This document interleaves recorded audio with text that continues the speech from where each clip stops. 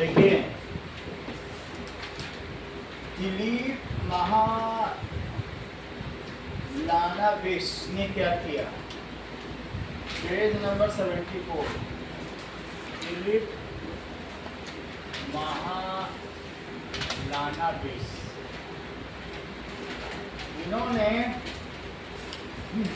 That is paediatrician थे, that is जो बच्चों की बीमारी ठीक करते हैं, implemented the treatment for dehydration and cholera. Cholera क्या होता है, जब वॉमिटिंग होती है, हमारी बॉडी में कोई पॉइजनस सब्सटेंस चला जाता है तो कंटिन्यूअस वॉमिटिंग होती है, ठीक है। ऐसी स्थिति में अनईजीनेस लगता है, तो डिहाइड्रेशन हो जाता है वॉमिटिंग की वजह से। डायरिया क्या होता है, लूज मोशन। अगर गंदा पानी पी लोगे तो डायरिया होता है, और कुछ पॉइजनस खा लिया तो कॉलेरा हो जाता है, ठीक है। तो इसमें पानी की कमी हो जाती है, तो इसके लिए इन्होंने ORS सॉल्यूशन बनाया, that is it is oral rehydration solution, ठीक है। बोलिए, ठीक है। और इसको इसने मिलियंस ऑफ लाइफ सेव की। बताइए तेजस, कुछ बोल रहे हैं? नहीं सर, वायरस का परफॉर्मेंस बोल गया सर। ओके, आवाज आ रही है ना? हाँ सर। ठीक है, तो लिखो फॉर कॉलेरा फूड पॉइजनिंग, इसे क्या कहते हैं, फूड पॉइजनिंग, एंड डाइसेंट्री में डायरिया होता है, तो डायरिया में भी एक तरीके से भी फूड पॉइजनिंग है। डायरिया में भी देख के बताता हूँ कि डायरिया क्या होता है, ठीक है।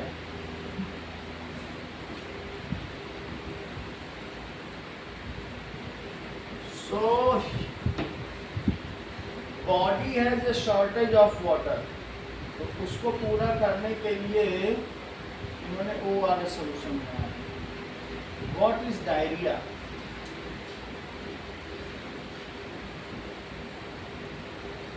वही है लूज मोशन, लूज मोशन, इसे डाइसेंट्री भी कहते हैं, डाइसेंट्री, ठीक है। बॉर्डर है, that is body has acute loss of water and salt, water and salt की कमी हो जाएगी। ही मेड, हर दुकान पे मिलता है ORS solution, so ORS that is oral rehydration, फिर उससे ड्रिप चढ़ाने की जरूरत नहीं पड़ेगी। ओरल रिहाइड्रेशन सॉल्यूशन उन्होंने बना दिया, उसको पानी में मिलाइए 2 चम्मच और दिन में 3 बार पीजिए। 10 रुपए का पैकेट आता है, और उसने कई लोगों की जान बचाई इस चीज़ को। ये इंडियन थे, WHO ने भी ORS को रिकॉग्नाइज किया और कई देशों में चल रहा, सिर्फ इंडिया में नहीं चल रहा। सो oral rehydration solution,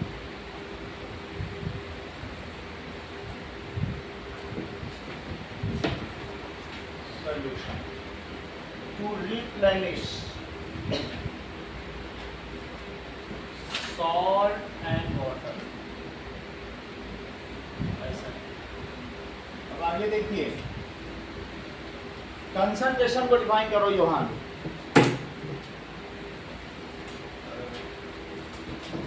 The amount of solute present in the given amount of solute.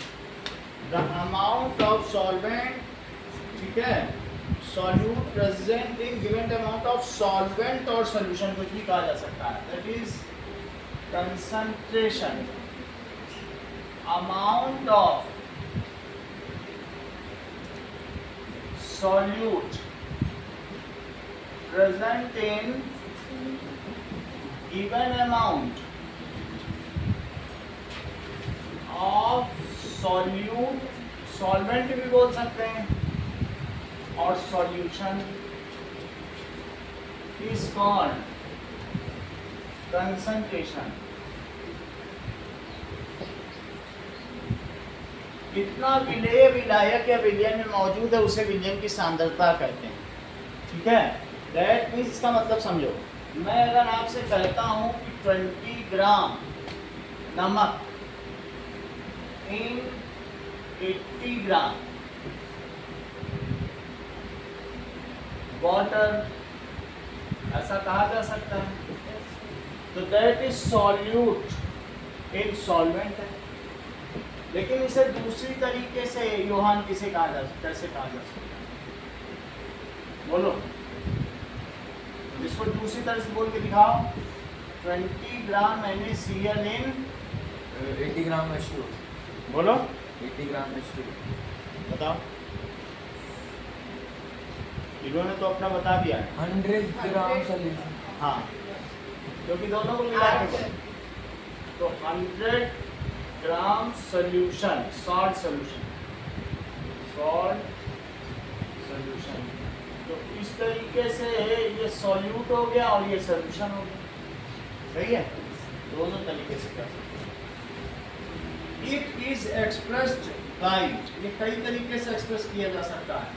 So it is expressed as mass by mass percentage, mass by mass percentage, that is mass by volume percentage.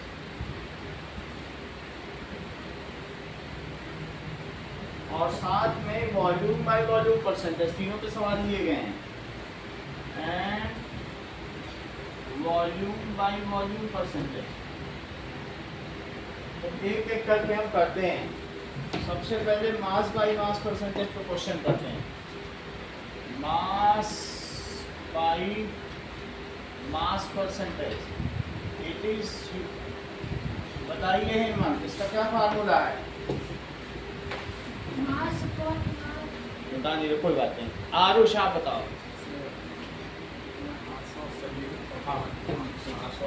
Mass of solute upon mass of solution. कितने तो question Hemant कराए गए, क्या तुम किसी भी class में नहीं थे? ठीक है, चलिए एग्जांपल 5.1 करो। Now 10 gram salt is dissolved in 90 gram of water. Calculate the mass by mass 10 by percentage. 100 into 100, say 10%. 10 by 100 into mass of salt क्या है? 10 ग्राम। तो और मास ऑफ वाटर क्या है? वाटर इट इज 90 ग्राम। तो अब देखिए, सर 10 प्लस 90 कर देंगे सोल्यूशन के बारे में। ऐसे लिखना पड़ेगा, Solute mass plus of solution plus mass of it is mass of solute plus mass plus mass of solvent.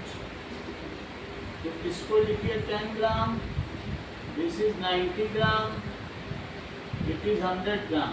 100 gram हो गया। अब 100 ग्राम अगर हो गया है तो 10 by 100 into 100. अब इसमें फार्मूला लगा दो। तो mass by mass percentage, it is, इसी में फार्मूले पे रखिए 10 ग्राम अपॉन 100 ग्राम। ग्राम से ग्राम कट गया, 100 से 100 कट गया, तो 10% मास बाई मास भी लिख सकते हो और 10% Weight by weight. Weight by wait, तो कोई दोनों तरीके से दिया गया है, दोनों चीजें की जा सकती हैं।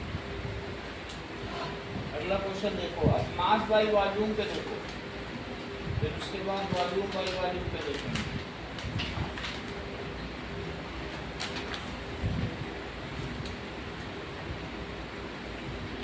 Now,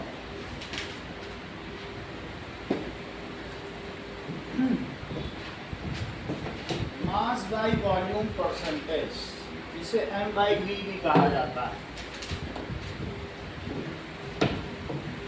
ठीक है।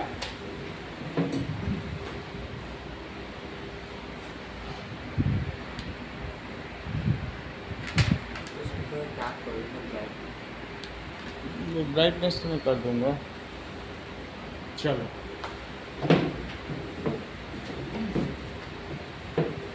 Now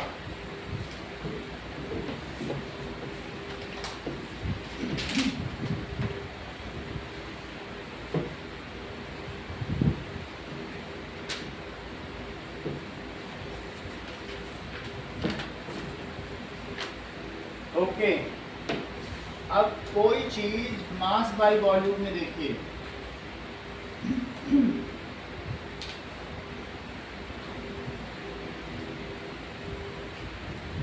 mass by volume percentage.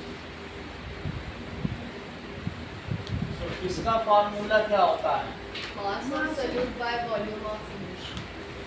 Solute by volume of solution Into 100. Into 100। अब किसी पर क्वेश्चन दिया हुआ है कि 5.2 example 5 gram glucose is dissolve. So example 5.2, अगर आपने किसी ग्लास में ग्लूकोज डाल दिया है तो क्या उससे उसका वॉल्यूम बढ़ जाएगा? No sir. पानी है इसमें तो उसमें कुछ नहीं होगा, बस वॉल्यूम वही रहेगा। तो मास ऑफ सॉल्यूट क्या है? 5 ग्राम। And mass of volume of solution बताओ। Sir, 100. इसमें कोई फर्क नहीं पड़ेगा क्योंकि हमने सॉलिड चीज डाली है, उसके बीच बीच के स्पेस में चला जाएगा। Solution it is 100 ml। ये पहले भी मैंने आपको दिखाया था कि स्पेस होते हैं, इंटरस्टिशियल स्पेस, उसमें वो चला जाता है। तो ऐसे में आरुष इसमें वैल्यू पुट करो मास बाय वॉल्यूम परसेंटेज में।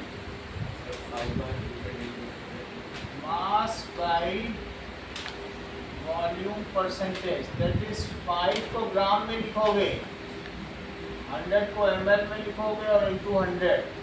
0 कटेगा लेकिन यूनिट सर्वाइव कर जाएंगी, तो इसलिए ये 5 ग्राम पर ml बोला जाएगा, L कैपिटल होगा। और ये मास बाय वॉल्यूम परसेंटेज है। अगला देखिए, इसी पेज पे 3 डायग्राम बने हैं। कई बार क्या होता है मास बाय मास परसेंटेज। क्या आपने मिल्क पाउडर के कंपोजिशन देखे? फैट 26% है और बताओ कि शुगर कितनी है? 40 है। अब बहुत सारी चीज़ें तो दिख नहीं लेकिन ये सभी सॉलिड चीज़ है। मिल्क पाउडर तो आपने देखा ही होगा, जो चाय बनाने में लगता है, तो उसमें सब कुछ मास बाय मास में मिला के एक पाउडर मिक्सचर बनाया है, मिल्क पाउडर। अगले में देखो, दैट इज आईवी सोल्यूशन के बारे में मैंने तुमको पहले ही बता दिया है। 0.9 ग्राम कितने में संस्कृति डाला जाता है? अब वो तो तुमको बताना है, कल ही पिछली क्लास में बताएंगे। योहान आप बताओ। जो आईवी सोल्यूशन है, जो ड्रिप चढ़ती है, इंट्रावीनस सोल्यूशन, तो उसमें 0.9 ग्राम सॉल्ट कितने ml वाटर में डाला जाता है? और नहीं होता है तो बुक से देख के बताओ, पिछली क्लास में बताया गया है। बताओ हेमंत, बी पार्ट में डायग्राम बना हुआ है आईवी सोल्यूशन। चलो कोई बात नहीं, नहीं मालूम है तो 76 पेज में देख के सलाइन जिसमें ऊपर लिख के बता दो। जो बताया जाए उसको रिटेन किया करो। तो 0.9 ग्राम को जब डाल दिया जाएगा, दैट इज सलाइन ड्रिप। देखो सलाइन, अगर मैं सलाइन ड्रिप में कहूँ contains 0.9 gram NaCl in 100 ml solution, तो ये आप इसमें कंसंट्रेशन को व्यक्त कर रहे हैं। देख के बताओ, बोलो आरुष, ये किस में एक्सप्रेस की जा रही है concentration? Mass by volume. So this is mass by volume. Mass by volume। तो अब इसको आप एक्सप्रेस भी करो, कैलकुलेट करो। तो mass bye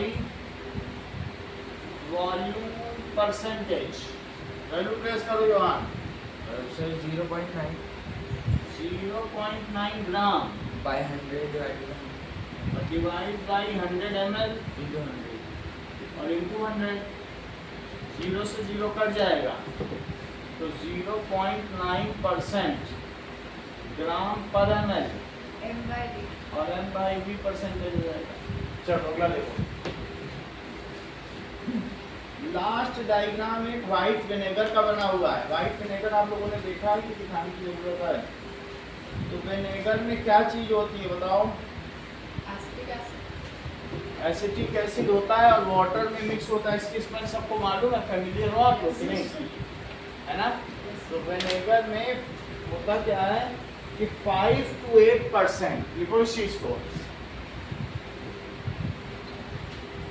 5 to 8% acetic acid, ये भी एक लिक्विड ही है, is mixed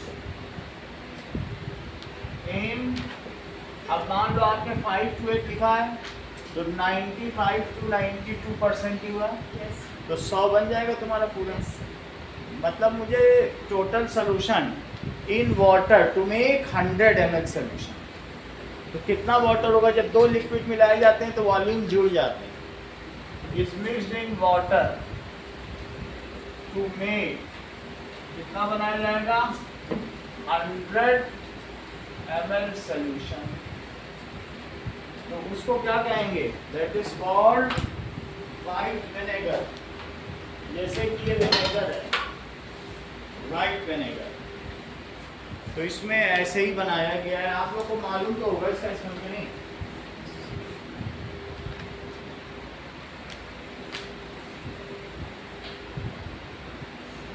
vinegar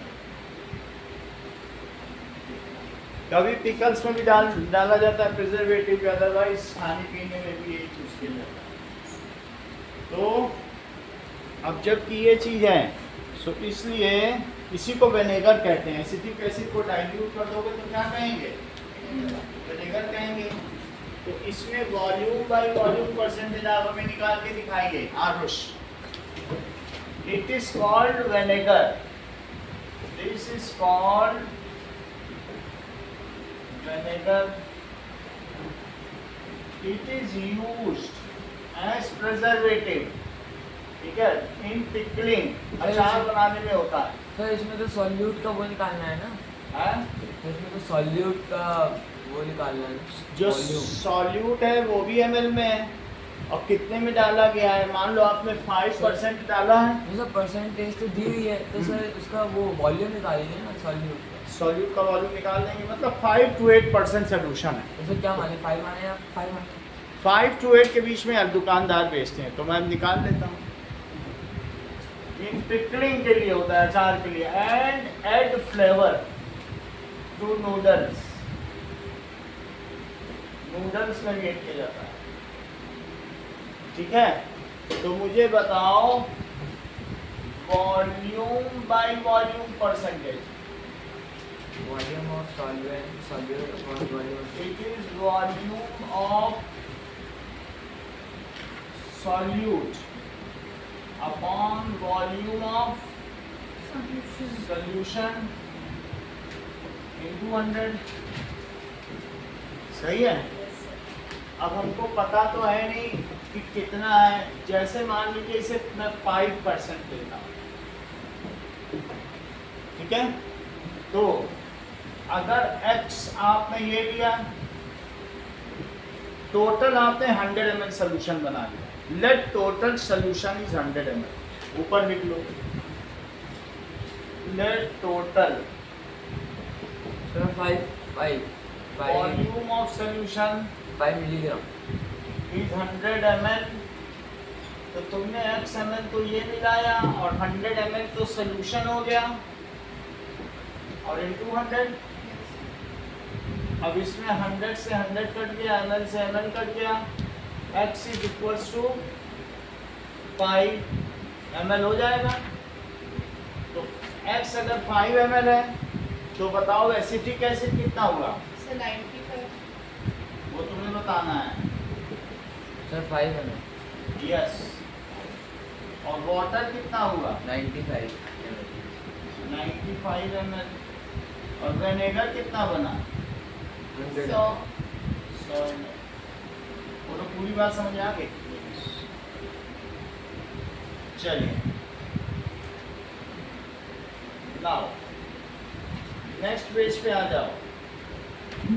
liquid pesticide का 5.3 वाला क्वेश्चन मैंने करा दिया है।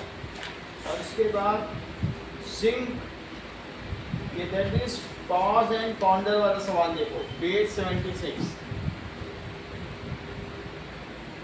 देखो तुमको ये तो फर्स्ट वाला कर फर्स्ट लिया। वाला कर चुके। कर लिए। दैट इज टेल्कम पाउडर में बहुत थोड़ा सा डालना पड़ता है जिंक ऑक्साइड, तो वो एंटीसेप्टिक हो जाता है। If A small amount of, पहला वाला फिर से करा रहा हूँ, if A small amount of zinc oxide तो दिखाया था ना आपको, of ZnO is mixed with talcum powder,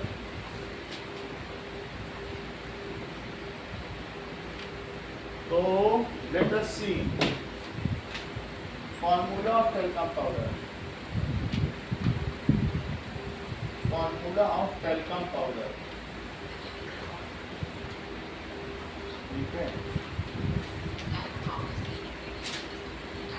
magnesium silicate है, MgSO4 है, और सिलिकेट्स भी हैं, यानी मिट्टी में Mg का मिलाया गया। MgSO4 तो होता ही एप्सॉन साल्ट, कोई बात नहीं, अब जो भी हो वो आगे देखेंगे। तो हमने ऐसे मिला दिया है। और बताओ 4% mass by mass zinc oxide डाला गया है, common talcum powder with talcum powder. देखो जो कॉमन टेल्कम पाउडर में दो चीज़ें होती है जो हम लोग घर में यूज़ करते हैं ना, powder contains 4% mass by mass, ठीक है। ZnO कंटेन करता है, ऐसा है, which acts as antiseptic, which acts as antiseptic। इसमें कहा गया है, यानी जब ये कह रहा है कि टेल्कम पाउडर है तो उसमें 4% ZnO हाई है। ये कह रहा है कि जो आप बाजार से खरीद रहे हो ना, मिक्स करने की जरूरत नहीं है, वो इस तरीके से बनाया गया है कि कहीं अगर आपको कुछ हुआ होगा, वुंड्स होंगे, तो उसको वो हील कर देगा। क्या कर देगा? हील कर देगा।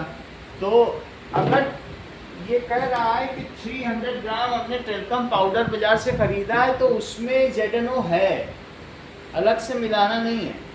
How much zinc oxide is present in 300 gram of talcum powder? पढ़ो सवाल, ठीक है कि नहीं। अगर मैं विनेगर खरीदता हूँ तो क्या उसमें एसिटिक एसिड है? ही है।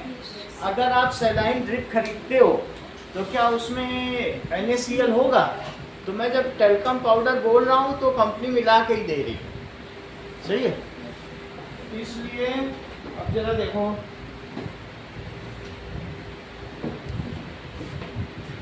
चलिए, which acts as, how much zinc oxide is present, तो मास बाय मास परसेंटेज, क्योंकि ये सब लिक्विड, इसमें कुछ नहीं है, इसमें सबका सब सॉलिड है।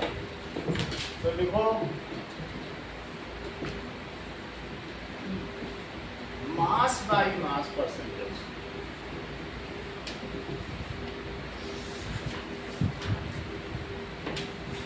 देखिए mass by mass percentage, mass of solute upon mass of solution. Solution भी लिख सकते हो या मिक्सचर भी लिख सकते हो। इस केस में ये क्या बन रहा है? मिक्सचर बन रहा है कि नहीं? चाहे हेट्रोजीनियस सॉल्यूशन हो या होमोजीनियस है तो सभी मिक्सचर। और इनटू 100, तो ये कह रहा है कि 4% है ये परसेंट में, और मास ऑफ सॉल्यूट को आप x ले लो, that is that 300 plus yes 12.5 mass of ZnO, ये 10 ग्राम, पिछली बार गलत किया था क्योंकि मिक्सचर का खुद ही वो 300 दे रहा है। ये योहान सही बता रहे थे। 300 ग्राम टेल्कम पाउडर है और उसमें ZnO मिक्स्ड है।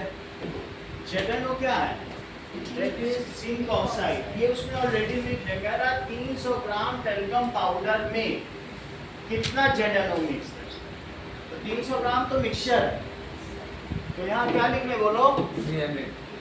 300 ग्राम और उसको 8 ग्राम ले लिया। ठीक है, यहाँ तक तुमको समझ में आ गया? क्योंकि हमें नहीं मिलाना है कि घर में हम लोग मिलाते हैं, मिलाते तो है नहीं।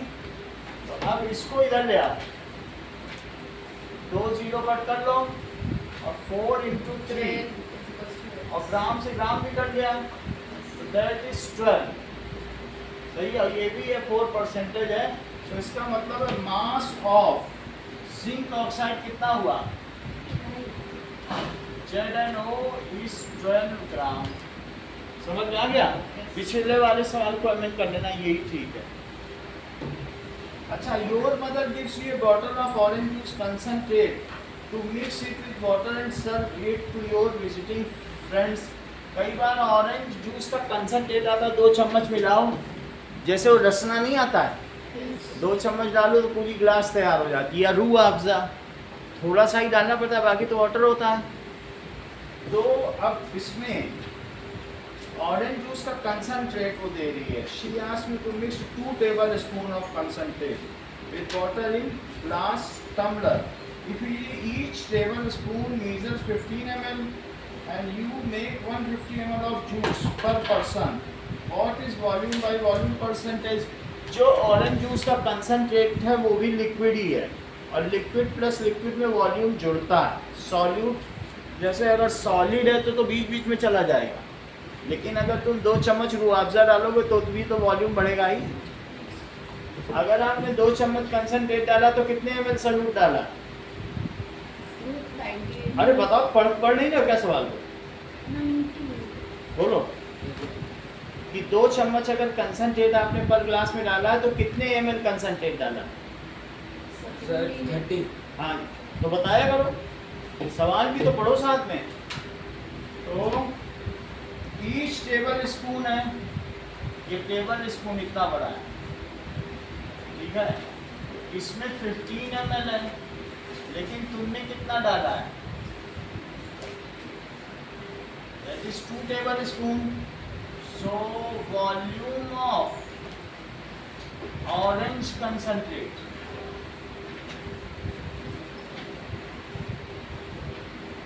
कितना है? 30 ml। और उससे तुमने कितना ड्रिंक बना लिया? बोलो। 150 ml of juice per person। इतना जूस बना लिया। So volume of solution, sir कितने लोग हैं ये नहीं पता होना चाहिए। ये तो जो वॉल्यूम बाई वॉल्यूम परसेंटेज है वो वही रहेगी, चाहे तुम 100 को पिलाओ या पूरी बारात को। मतलब जो परसेंटेज है उसमें वो तो वही रहेगी, कि वो बदल जाएगी कि कभी ज़्यादा लोगों को पिलाओगे तो ज़्यादा मीठा हो जाएगा। तुमने रेशो तो वही रखा है, चीज़ें बदलने वाली नहीं है। सही है ना? अब इसी रेशो में चाहे तुम जितना बना लो, अगर तुम यहाँ 100 का मल्टीप्लाई कर लो और इसमें भी 100 का मल्टीप्लाई कर लो, कोई फर्क पड़ने वाला है क्या? क्योंकि वो तो कट जाएगा, है ना? उसी रेशो में तुम उतने ग्लास बनाओगे, ये भी तो उसी रेशो में लोगे। चलो, तो तुमको ये बताना है what is volume by volume percentage. इस क्वेश्चन को भी करो और थर्ड को भी करो, इसका आंसर निकालो। Volume by volume percentage question number डालो।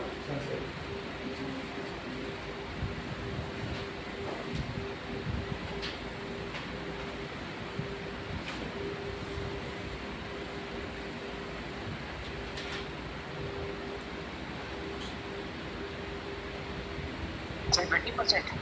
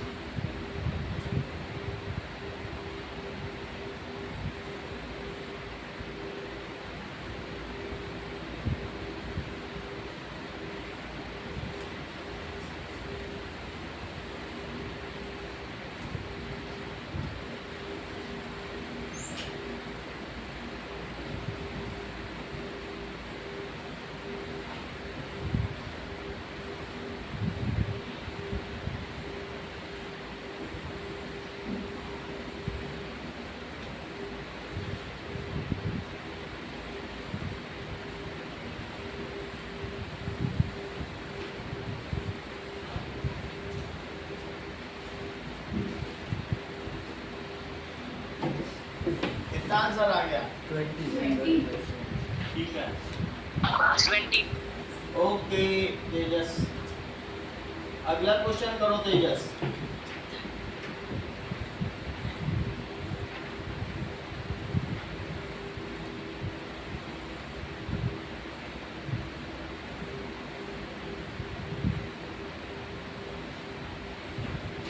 थर्टी ml अपॉन 150 ml और इन 200, तो दिस इज 0 से 0 कट गया, तो 5 3 या 15, 5 2 या 10, 3 से इसको काटो, तो 20% और volume by volume. Third question देखिए,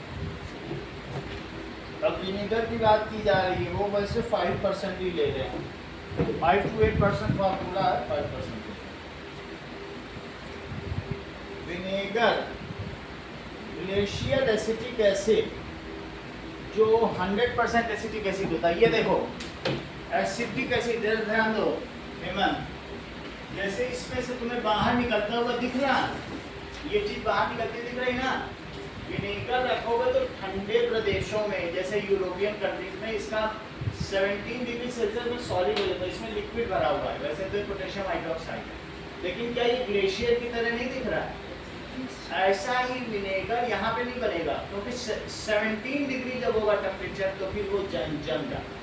तो प्योर विनेगर को क्या कहते हैं? ग्लेशियल एसिटिक एसिड, और उसका फार्मूला क्या होता है? CH3COOH। यही बात की नहीं? तो विनेगर नहीं पीना, विनेगर तो बहुत खट्टा होता है, उसका सिर्फ 5% सोल्यूशन ही लेना है, अब बाकी पानी ले लो 95%, तो उससे बन जाएगा। तो तुम्हें फिर भी याद होना चाहिए, बुक में दिया हुआ इसलिए कि that is what is glacial acetic acid. जरा ये बताओ क्या होता है? Pure form of acetic acid का तेजस फार्मूला बताओ, पिछली क्लास में बताया गया था, बोलो। लास्ट क्लास में 8th में सब पढ़ाया गया है, बताओ। चलिए, ऊपर तो सारे फार्मूले याद हैं। So that is pure acetic acid का फार्मूला समझो, इट इज CH3COOH, इसी को कहते हैं। एज इट फ्रीजेस, ये क्या हो जाता है बताइए?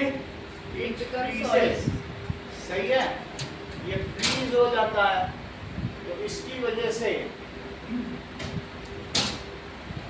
at 17 degree Celsius and looks like glacier, it freezes, ये लिक्विड होता है,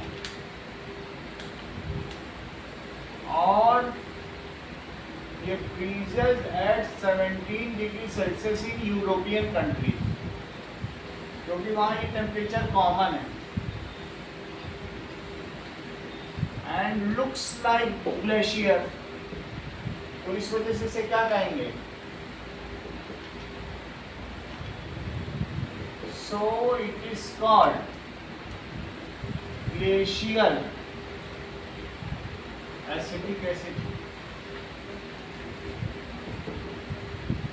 ये कंसंट्रेट है, लेकिन इसको इस फॉर्म में यूज नहीं किया जाएगा, इसका 5% सोल्यूशन यूज किया जाएगा। This is pure form, this is concentrate. Concentrate का मतलब क्या होता है? सांद्र, बिल्कुल pure.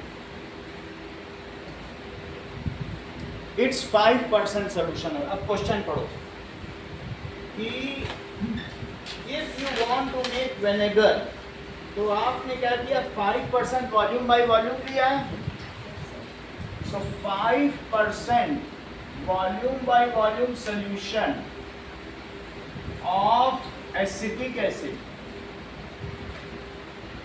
is called Krishna, acetic acid is called, sentence पूरा करो, पता तो चले कुछ समझ पा रहे हो। हाँ बोलो हेमंत, बहुत अच्छा, संस्कृत आप बताओ। 5% अगर सोल्यूशन ले लोगे तो उसे क्या कहेंगे? योहान? हाँ, प्योर की तो ये ऊपर की बात है, अब 5% और बाकी पानी मिला दिया, तो वही तो अभी आपको स्मेल कराया ना। ये चीज़ ये परसीव नहीं कर पाए, इनका मन मानने को तैयार नहीं कि वो विनेगर है पानी मिलाने के बाद। ये कह रहे हैं वो प्योर है अभी भी। तो अब वो दिल जो इस चीज़ को स्वीकार करेगा वही होती है, इट इज़ कॉल्ड विनेगर। ठीक है। सो 5% volume by volume solution of acetic acid in water, इसको किस में लेना है? वाटर में लेना है। तो हाउ वुड यू प्रोसीड, आप कैसे प्रोसीड करोगे? तो सो मेकिंग विनेगर लिखो, मेकिंग विनेगर। तो उसके लिए volume by volume percentage, it is equals to volume of acetic acid, जो जिसको कि CH3COOH कहते हैं, और वॉल्यूम ऑफ विनेगर, अब विनेगर बन जाएगा, और इनटू 100 से मल्टीप्लाई कर दो, सही है, इनटू 100। दिस इज 5 वॉल्यूम है, तो x ले लो, ये तो 100 ही है, सोल्यूशन तो 100 ml बनाना है, तो दोनों में आप ml लिख लें और इनटू 100, तो x इज इक्वल्स टू, ठीक है, 5 ml, ml से ml भी कट गया। तो इसका मतलब क्या है? We have to add 5 ml Take of milk. 5 ml acetic acid and mix it with, और कितना में मिक्स करो? 90%.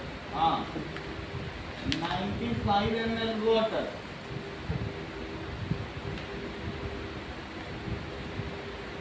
it forms vinegar, इससे विनेगर बन जाए। चलो अब हम लोग अगले टॉपिक पर आते हैं, that is solubility of substance. और आरुष से इसका ग्राफ पूछते हैं कि ग्राफ क्या बताता है। चलो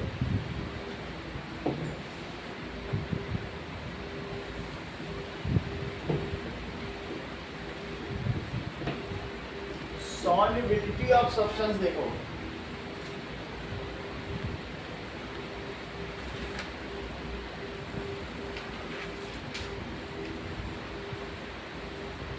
देखिए, if two liquids mix with each other in all proportion, these are called miscible liquid। उन्हें क्या कहेंगे? Called miscible। miscible नहीं समझ में आ रहा तो लिख लो घुलनशील। वो दोनों घुलनशील द्रव है, मिक्स हो जाए, मिक्स हो जाएगा। एग्जाम्पल क्या है कि अल्कोहल, सो अल्कोहल यानी C2H5OH, ये दारू का फार्मूला है, mix with water in all proportion. क्या उसको चम्मच से हिलाना पड़ता है दारू को अगर पानी मिला तो? Mix with water in all proportion.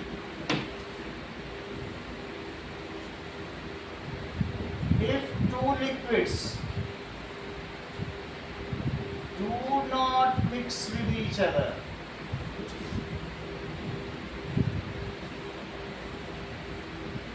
then are called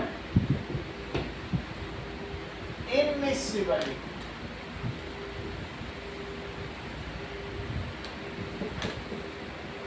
इसका एग्जाम्पल क्या है? ऑयल, ऑयल भी लिक्विड और वाटर क्या मिक्स हो जाएंगे? दूसरा एग्जाम्पल है के oil, Oil and water mixing होंगे। बोलो तेजस। सर ऑयल और वाटर आपस में मिक्स नहीं होंगे। ऑयल एंड वाटर मिक्स नहीं होते हैं, क्या तुमने करके देखा है कि ऐसा ही बता रहे हो?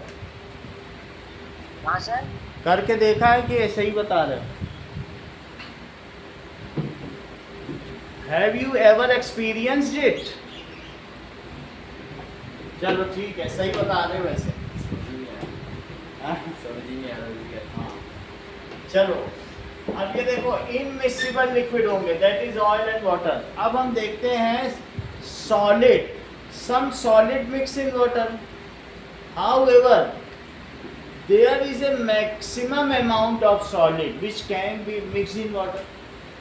ठीक है, जो मान लीजिए ऐसा होता है कि पानी में बहुत सारी चीज़ें मिक्स हो जाती हैं, तो पानी में मिक्स हो जाएंगी तो एक्वियस सोल्यूशन करेंगे। पानी में चीनी मिलाई और दो ही चीज़ें यूज़ की जाती हैं मिक्स करने के लिए, या तो अल्कोहल, तुम्हारे जितने ड्रग्स बनते हैं, जो दवाएं बनती हैं वो अल्कोहल में बनती हैं, बहुत सारी ड्रग्स। तो एक एक्वियस सोल्यूशन होता है, एक अल्कोहलिक सोल्यूशन होता है। तो अगर पानी में मिक्स हो रहा है, तुमने सॉल्वेंट वाटर लिया है तो एक्वियस बोलोगे, एक्वियस मीडियम, और अल्कोहल लिया है तो क्या बोलोगे, अल्कोहलिक मीडियम। सही है कि नहीं?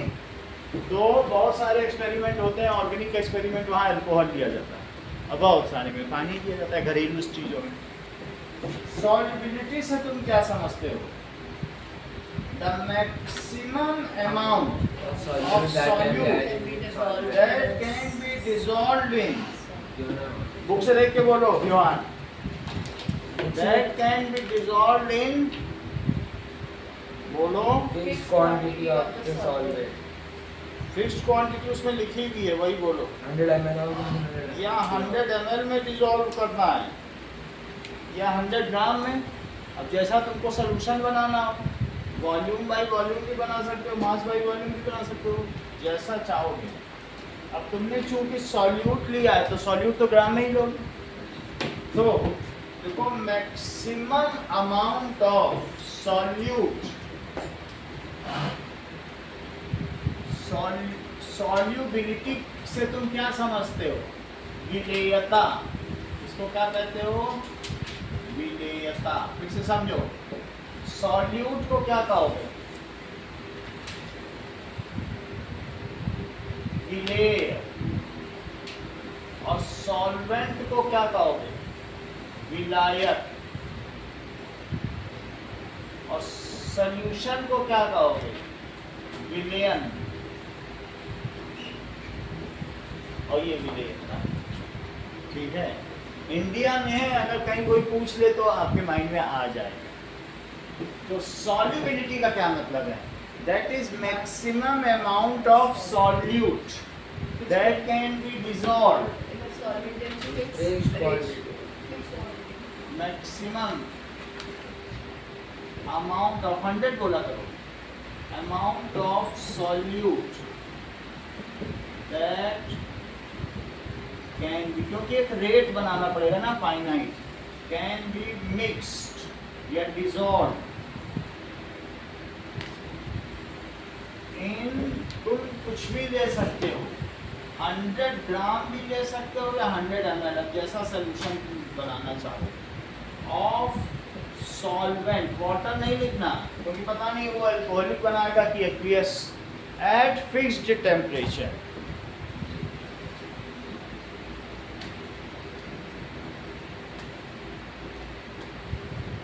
इस कॉल्ड, उसे क्या कहेंगे?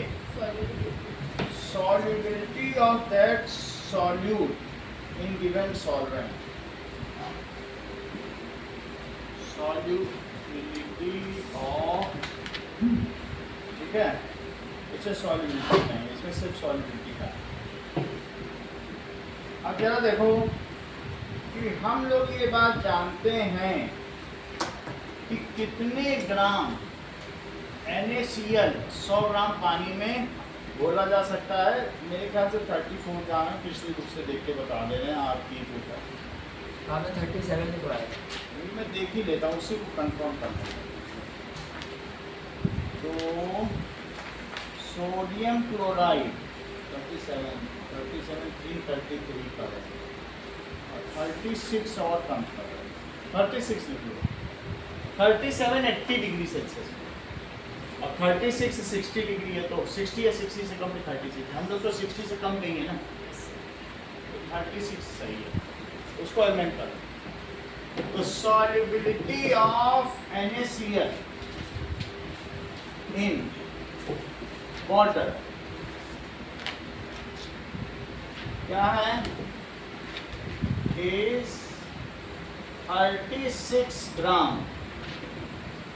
NaCl in 100 gram of water, जो भी 313 यानी 270 किया तो 43, चलो कोई बात नहीं है, ठीक है, एट रूम टेम्परेचर। अच्छा, जब मान लीजिए इस टेम्परेचर को बढ़ाया जाएगा तो तुम इनवेरिएबली देख रहे हो कि अभी ये 36 है, लेकिन मैं अगर 80 तक पहुंच जाऊं, 80 नहीं ये तो 60 हो जाएगा, क्योंकि 373 तक 100 होता है, तो 40 उससे कम करो, 60 पे 37 है। अच्छा, सभी में सॉल्युबिलिटी बढ़ती जा रही क्या, लेकिन किसी किसी में देखो 8 गुना बढ़ गई पोटेशियम में, और किसी किसी में भी बहुत बढ़ गई, 3 गुना तो बढ़ी गई, लेकिन नमक के केस में ज़्यादा नहीं बढ़ी। तो ये बात देखा आपने कि सॉल्युबिलिटी टेम्परेचर बढ़ाने के साथ साथ बढ़ती जा रही है, लेकिन नमक में 36 ही नहीं, यही बढ़ी, ठीक है नहीं? नमक का देखो लास्ट ईयर की बुक है, तो 35 तक ये देखो 36 तक रह रही है, और ये 60 डिग्री पे है, ये 60 डिग्री पे है, तो 36 डिग्री में हमारा रूम टेम्परेचर डिग्री हो जाए 293 डिग्री, बाकी किसी किसी में 20 8, किसी किसी में 3 गुना, किसी किसी में भी 1.5 गुना तो पहुँची गई। तो क्या आप ये कहेंगे आरुष कि जो सॉल्युबिलिटी होती है वो टेम्परेचर बढ़ने के साथ साथ बढ़ती है? अब इसका ग्राफ देखेंगे, ये जो मैं दिखा रहा हूँ उसका ग्राफ बनाएंगे, तो 21 की पोटेशियम नाइट्रेट की बढ़ते बढ़ते टेम्परेचर बढ़ा, ये 36 ही यही 1 ग्राम है, जबकि 60 डिग्री और इसमें 35 से 54 और 24 60, लेकिन ज़्यादा नहीं होता है। इतनी बात समझ में आई? यहाँ तक ठीक है? What do you mean by, अगला डेफिनेशन देखो, सैचुरेटेड सॉल्यूशन क्या होता है? When no more solute can be added in the solid. Yes, if no more solute can be dissolved in a solution, solvent नहीं बोलो, solvent पे तो हमेशा ही dissolve कर सको, so saturated solution क्या होगा?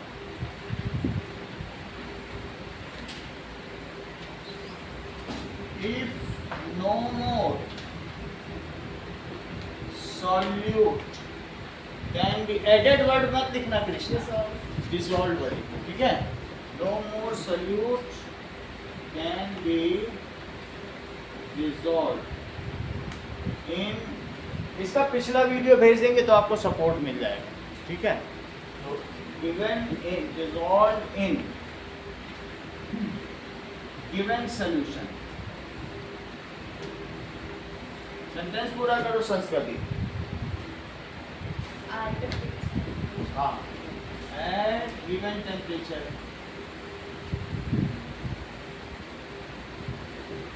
such solution is called saturated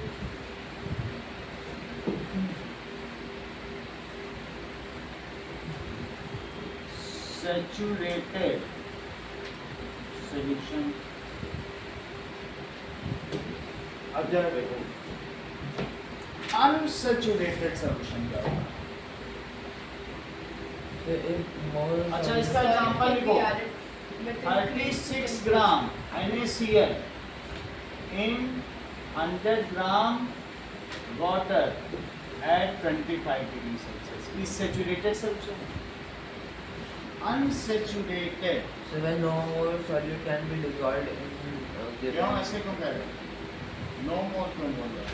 When more Oh, sorry, solute when will be more added, sorry. when as per the temperature increases. Increase भी मत बोलो, when more amount of solute temperature increase की तो बात ही मत करो, वो तो कैसे सॉलिडिटी वेरी करती है। अभी तुम सिर्फ सोल्यूशन की बात करो। मान लो तुमने 5 ग्राम डाल दिया, अभी तो तुम 31 ग्राम और ऐड कर सकती हो। 5 ही ग्राम नमक मिलाया हो तो वो अनसेचुरेटेड है, क्योंकि अभी डालती जाओ अभी तो घुलेगा। So if more amount of solute can be dissolved in a given solution at given temperature, then it is called कैसा सॉल्यूशन है? More amount of solute can be dissolved, ठीक है, in solution at given temperature.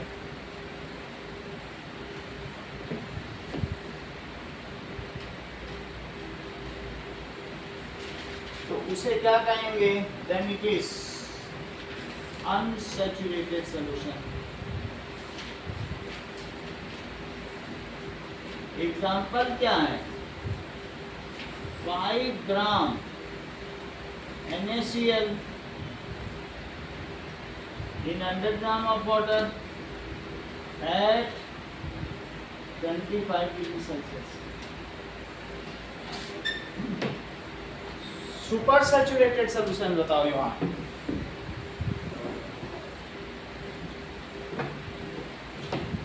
तुम्ही को आता है इसीलिए तुमसे पूछा है। When more amount of solute is added in saturated solution.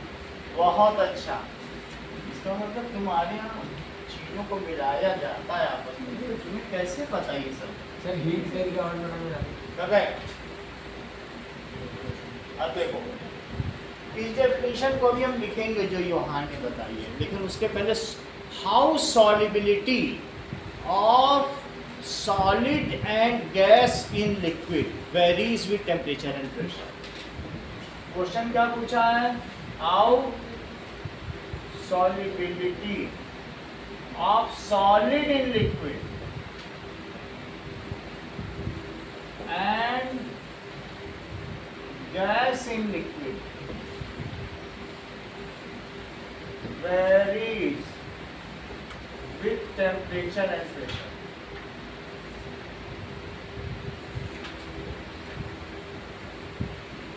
चलिए पहले लिखें सॉलिड इन लिक्विड।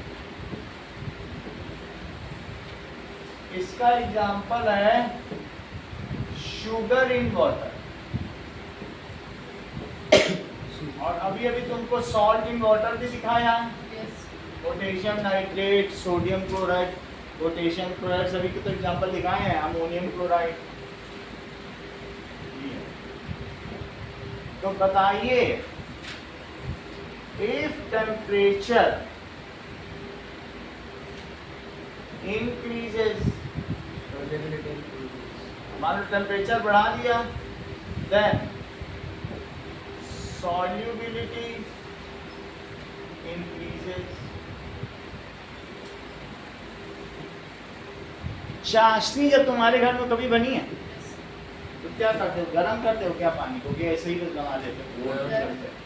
तो गरम करोगे तो और चीनी उसमें मिक्स की जा सकेगी, अदरवाइज नहीं की जा सकती। तो इफ टेम्परेचर इंक्रीजेस तो सॉल्बिलिटी बढ़ेगी कि नहीं चीनी की?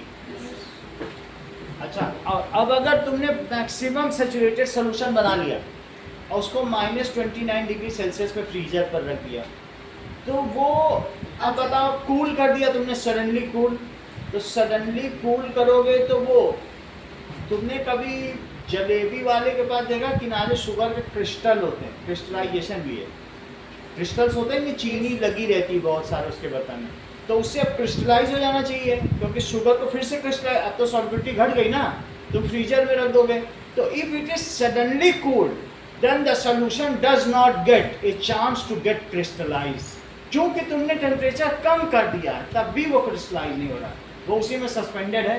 लेकिन सडनली करना होगा, धीरे धीरे नहीं, जलेबी वाले की तरह अचानक उबालो, अचानक फ्रीजर में डालो। ऐसे सॉल्यूशन को वही कहेंगे जो अभी इन्होंने बोला था, सुपर सैचुरेटेड सॉल्यूशन। समझो इनका ये चीज़ जिन्होंने की होगी, नहीं तो इतना कैसे ही इसको पता। अब ये चीज़ हम लिख दी, अब सबको पता चल गई। इफ टेम्परेचर इंक्रीजेस तो सॉल्युबिलिटी बढ़ी कि नहीं? अब जैसे देखिए at 80 degree Celsius 37 gram NaCl, यहाँ 36 था, तो 37 ग्राम NaCl is can be dissolved in 100 gram of water, सही? At 60 degree Celsius 37 gram NaCl can be dissolve. चीनी तो बहुत की जा सकती है इन 100 ग्राम वाटर। अच्छा ये मुझे बताओ, इसी ग्लास में तुमने बहुत सारा नमक डाल दिया है और पानी डाल दिया है और इस पर पिस्टन लगा दो, संस्कृति, और पिस्टन पे प्रेशर लगाओ, ये सॉल्टी वाटर है। अब मुझे बताओ इसमें नीचे नमक और पड़ा हुआ है, तो तुम्हारी क्या उम्मीद है? What do you expect? Whether the salt will get dissolved in it or not? कुछ नहीं होगा।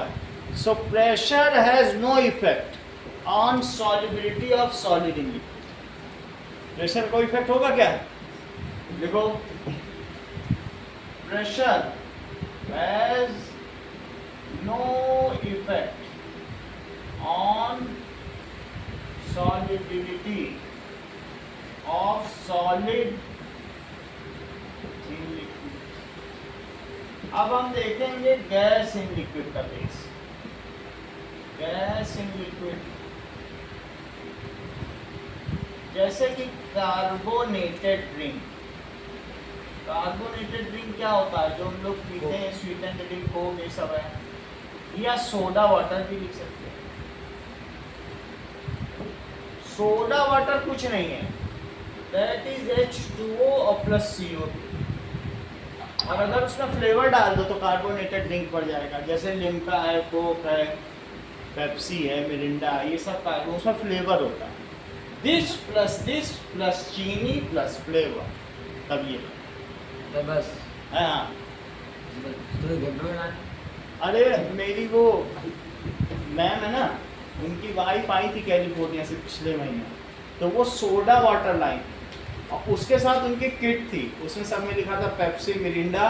वो उसमें चम्मच से डालती थी, मिरिंडा बना लेती थी। वो जो डालती थी उनको पूछती भी थी कि क्या पीना है, क्या बोलते। हमारे यहाँ तो अमेरिका में ऐसे ही चलता है। हाँ, तो मैंने कहा देखो कैसे कैसे हम लोग यहाँ अलग अलग ले लेके पीते हैं। उनकी पूरी किट है, उस किट में तुम जितना डालोगे वो सबका है कि इतने में इतना मिलाना, वो वही डाल के वो ना यहाँ है ही नहीं, यहाँ बिकता ही नहीं। और बिल्कुल वही टेस्ट सोडा वाटर में मिक्स रहता, उसमें चीनी भी मिक्स। आपने पिया था? हैं? आपने पिया था? पिया था, बट वही टेस्ट आ रहा था, तो बिल्कुल मुझे लगा ये तो कमाल की चीज़ हो गई। एक साथ सारे ड्रिंक, सारे सब मिला दो। सिर्फ सोडा वाटर ही तुम्हें चाहिए, जो फ्लेवर चाहिए वो बना। समझ में आ रही बात कि नहीं? बहुत जगह बिकता होगा, हमारे यहाँ तो बहुत सारे इंडिया में चीज़ें नहीं बिकती हैं, लेकिन दूसरी जगह बिकती है। ये तुम्हें समझ में आ गया? कहने का मतलब है कि अगर ये बताओ कि ये सोडा वाटर की बोतल है और मैं इसको खोल दूं, इसका कैप, तो क्या इसकी CO2 या इसकी फिज उड़ जाएगी? इसका CO2 तो उड़ जाएगा ना। ये एटमॉस्फेरिक, इसमें प्रेशर डाल के इसमें भरा रहता है। समझ में आई बात कि नहीं? So if pressure is increased then the solubility of gas in liquid increases. और ऐसे ही खोल दो और किसी को तो रुको, अभी मैं पेप्सी उबाल के तुमको देता हूँ, तो क्या जितनी बची कुची CO2 है वो भी निकल जाएगी? टेम्परेचर बढ़ा दोगे तब तो कुछ भी नहीं बचेगी उसमें एसिडिक फ्लेवर। तो ये दोनों ही सेंटेंस कृष्णा बोलोगे, अंग्रेजी लेते रहो लेकिन बोलते भी रहो। बताओ।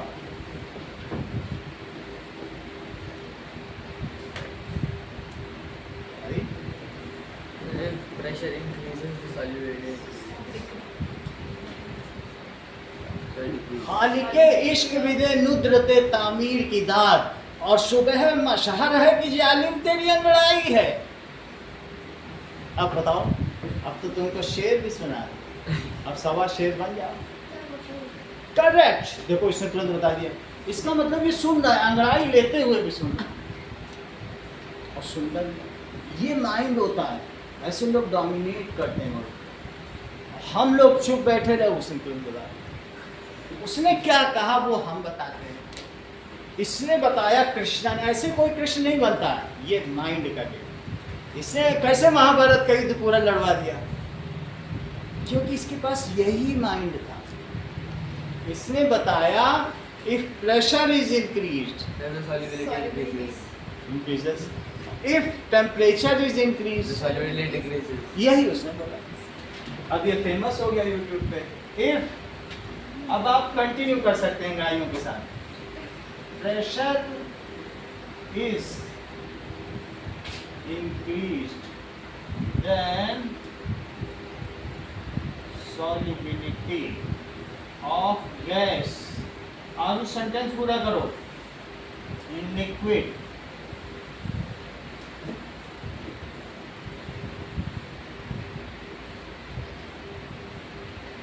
प्रेशर बढ़ा दिया। मान लीजिए ये देखो, कहने का मतलब है ये वाटर है, उसके ऊपर CO2 है और ये वाटर है और इसके ऊपर मैंने पिस्टन लगा दिया। तो तुमको क्या लगता है, जैसे जैसे तुम पिस्टन नीचे करोगे तो क्या होगा? Just you will trap. इसी में ही डिजॉल्व होती जाएगी। Yes. सही कि नहीं?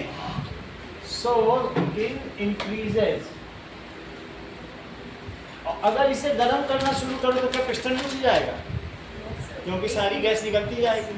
Popular. So if temperature is increased then, sentence पूरा करो हेमंत।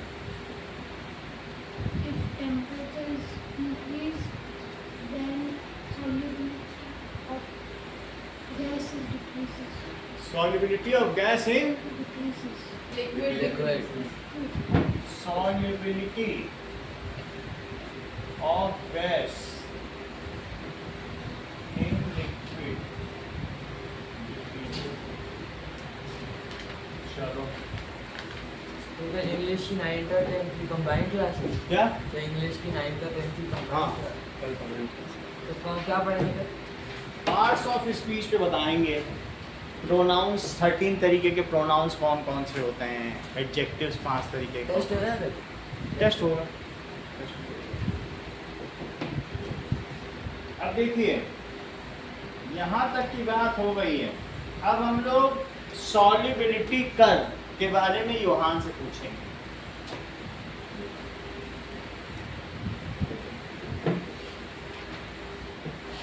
हाँ योहान, ये कर को क्या रिप्रेजेंट कर रहा है? Sir, at a given temperature कितना सल्यूट एक सॉल्यूट में डिसॉल्व? करेक्ट। कोई तो देखते ही बता दिया। चलिए देखो इस चीज को, हमने 2 कंपाउंड लिए हैं। Solubility curve, that is variation of solubility, ठीक है। Now take water as solvent, solvent में वाटर लो, and take 2 solute A and B and add in separate beaker। एक ही बीकर मत लो, अलग अलग ऐसा करो। एंड वेरी टेम्परेचर, और वेरी करो टेम्परेचर।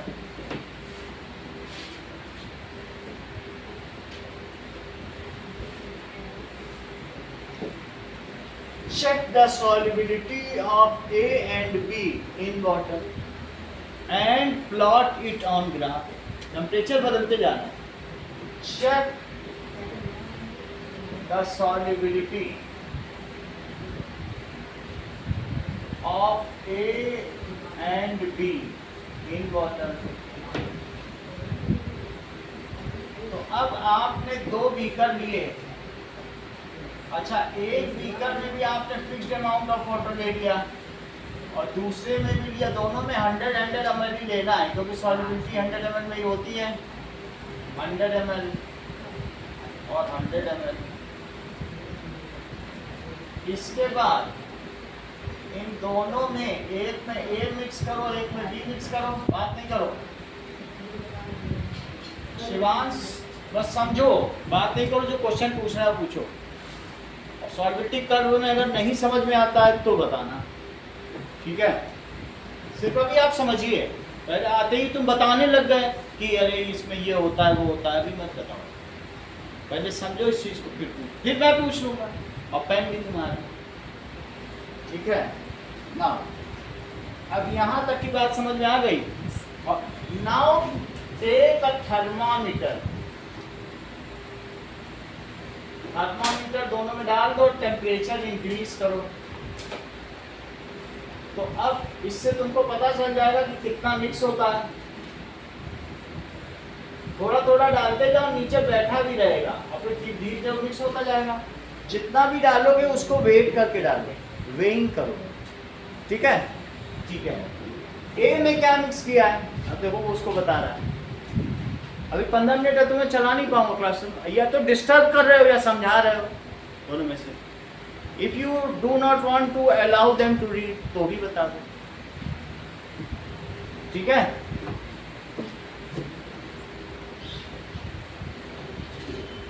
क्योंकि ये सब 8th में और 7th में बच्चे पढ़ चुके हैं, न्यू बुक्स पढ़ के आए हैं, इनको सॉल्युबिलिटी कर्व का सब पूरा पता है। तो ये बहुत स्मार्ट है। ये शिवांश तो अपने क्लास का पूरे तीनों सेक्शन का टॉपर है। अगर इससे पूछेंगे ये हैरान करने वाले जवाब देता है। अब जरा देखो, यहाँ तक की बात समझ में आ गई? तो दोनों में हमने मिला दिया। That is variation of solubility of a solute in solvent with temperature is plotted by solubility curve. समझ में आया? सॉल्युबिलिटी कर्व का क्या मतलब है? How the solubility varies with temperature. It can be plotted on graph and it is called solubility curve. न मानो तो पूछवा दें, ठीक है? How the solubility of solute in solvent varies with temperature. It can be plotted.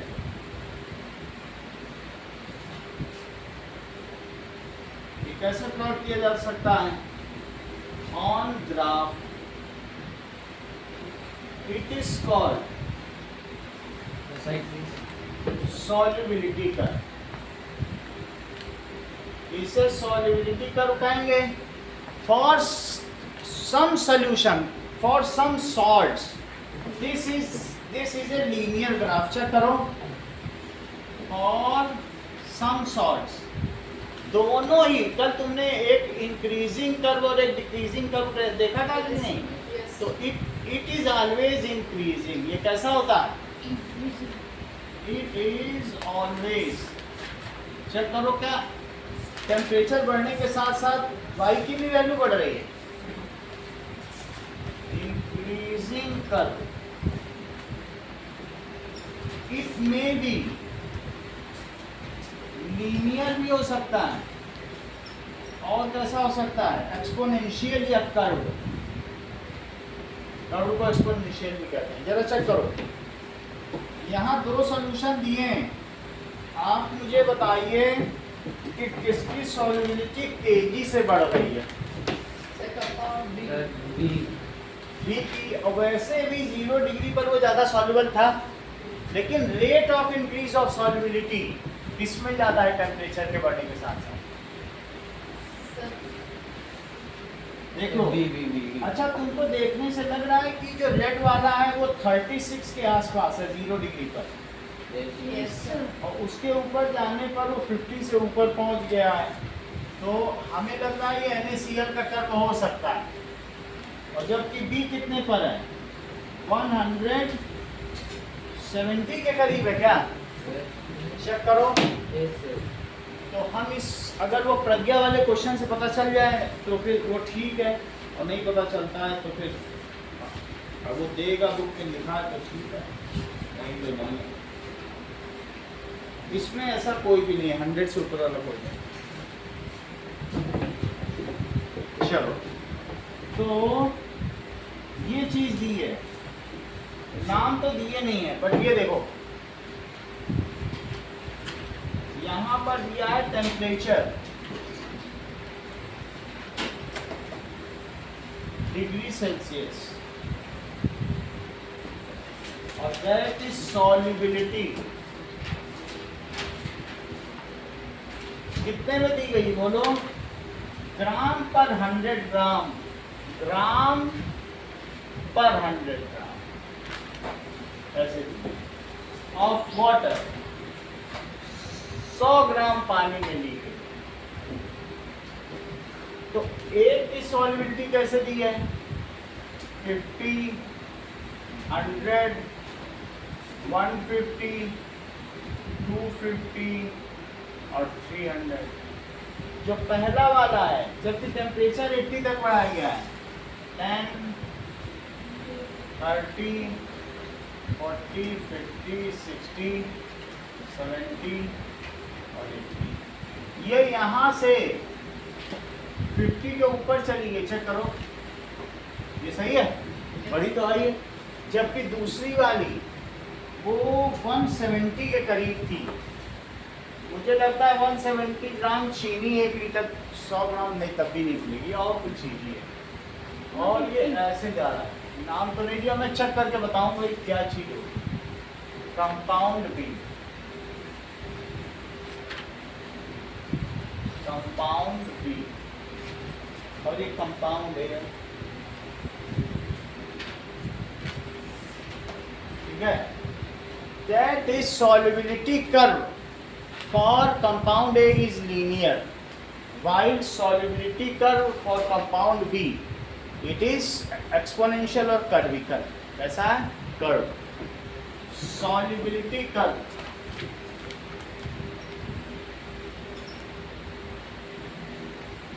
for compound A is linear और solubility curve for compound B is curve. इसके बारे में क्लास 10th पे आप ऑस्वाल्ड डाइल्यूशन लॉ से और समझेंगे, ठीक है। तो अभी इतना ही रखो। चलो, अब इसी में नीचे क्वेश्चन दिया हुआ है, पेज नंबर 77, ये क्वेश्चन आपको करना है। चलिए, 3 फिलिंग द ब्लैंक्स है, वो करने में। Sir, किस पे? इस book में? बुक में नहीं, बुक में आते Sir, बस वही है। शीट पर करना है, और बताना। Sir, और कोई करना है? हाँ, आपने क्यों बोल that is page 76 के 3 questions, that is pause and ponder। चलिए, पेज 76, 1, 2, 3 इस वाले में pause and ponder, रुको और खोजो। Page 77, fill in the blanks 1, 2, 3। Sir, video बंद करो। हाँ,